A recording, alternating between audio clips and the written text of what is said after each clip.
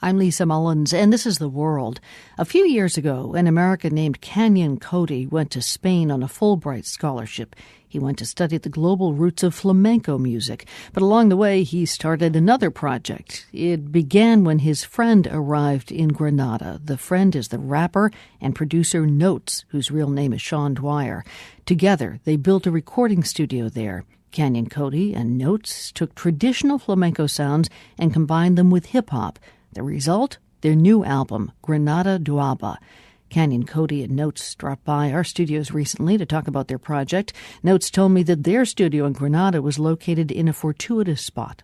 We were above a flamenco guitar shop. I mean, it smelled like guitars being made all day. It was a beautiful place. What does that smell? Man, I wish I had my guitar here. I'd show you. It's beautiful. It smells like hand-cut wood and people measuring fretboards without any sorts of rulers, just the skill of, apprenticing and working their whole life at the task. Recording this album was an interesting process. A lot of it started with really dusty vinyl records from local pawn shops and local record shops. In Granada? In Granada, yeah. And so we would build the structure of the song around a sample and then invite instrumentalists in to work with it, record over it, and kind of structure and arrange the track. Canyon, why don't you tell us about track 9, which pretty much tells the story of what you did there. Yeah, this is a sample that was based on Antonio Machín, who was a Cuban musician who emigrated to Spain in the 1950s and really became the emblematic Latino artist in the Spanish imagination. And so we were listening to this part, the dun-dun-dun-dun-dun-dun, and that little part is the spine around which everything else is built. And then we have live percussionists, live flautists, live bassist. You mean live in your studio? Live in our studio. So is what we're hearing now the original? No, this is our remix, and so the only thing from the original is that part that goes dun dun dun dun dun dun, and then everything else, the flautist, the bassist, the drums, were improvised. The three of us in there listening to the original and relating to it and adding our new layers to it.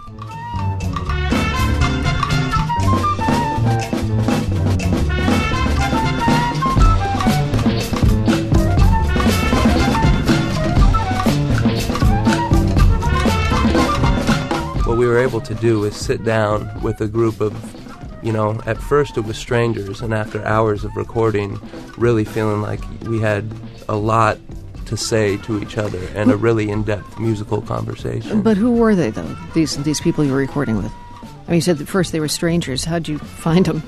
We went outside. This really was an album created by neighbors. There's 16 musicians on the album, and they were all people that lived within walking distance of our home studio. Because it's a real communal sort of living there. But did you know how good they were as musicians? It's like a big leap of faith. Yeah, these aren't people who are just, naturally talented. They work at their craft. They run scales 8 hours a day. Did you audition them? Well, you can audition them just kind of by walking around the street in Granada. I mean, there's fantastic music pretty much around every corner.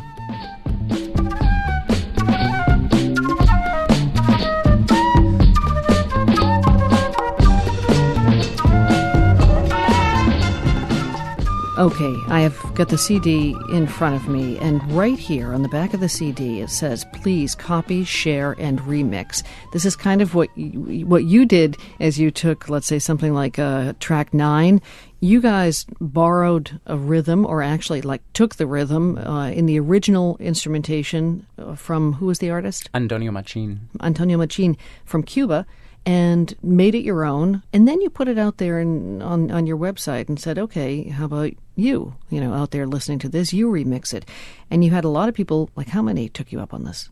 I mean, we've probably had 10 or 15 musicians from around the world so far download these instrumentals, record in their home studios their vocals over the tracks, and then send it back to us. So now, there's one of them that and included on, in fact, a second CD. This is a CD of all remixes that have been done.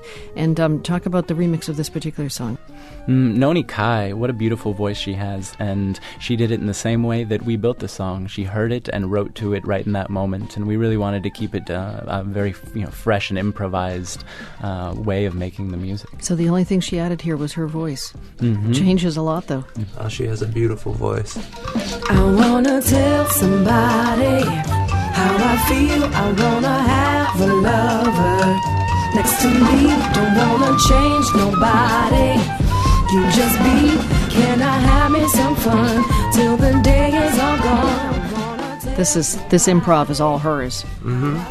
Yeah, and she's relating right now to 4 musicians sitting in a room in Granada 6 months before, and so now she has a relationship with those musicians, and the internet has made it so that we can now email these songs back and forth and communicate, and now one of the musicians there can send her a track and continue to collaborate. And the idea is that we want to open up the field of possibilities. We don't want to own this music. We want to share this music. By the way, ownership, including is there a copyright on the Cuban musician who you borrowed from? Well, there is certainly not a copyright on our versions of any of this. We've registered this in the Creative Commons for anybody to. What about take him, though? advantage I of. mean, because he recorded it when? That was recorded in the 1950s. You have an interesting situation with copyright in Cuba in general because of the embargo. There is no way to pay Cuban musicians. So even if we were going to go in to sample those clearances, the money would get stuck in some sort of a legal limbo. Is he alive, do you know? No, he passed away in Spain, and there's a phenomenal statue to him in Sevilla. He's very well loved in Spain. Okay, before we go, though, I want to play one more track, and this is on the remix. When you said that it goes all the way around the world and back again, this is somebody in Nigeria. He is Nigerian and Spanish, and he heard what you had to offer on the web and decided to make his own version of it. Let's listen to this one. Madrid, Paris, Benin, the rappers used to be. Rome, scenes, in the things to be seen. Fresh from the motherland, fresh like no other man. Call me Globetrotter, better yet, world traveler.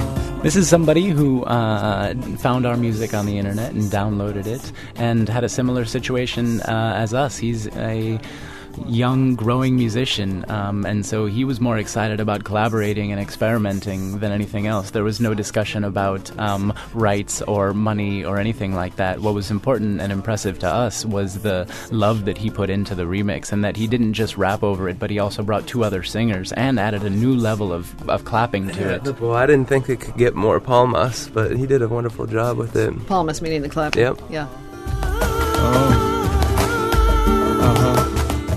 It's a pretty amazing thing that you guys have done.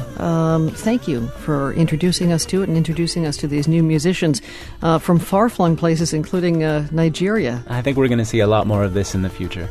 Canyon Cody and notes, Sean Dwyer, thank you. Thank you, Lisa. Thank you very much. Different places, different souls. And you, too, can download their entire album by going to theworld.org. By the way, they recorded it under the name Knowledge. That's with a G, N-A-W-L-E-D-G-E. From the Nat and Bill Harris studios at WGBH, I'm Lisa Mullins. We're back tomorrow.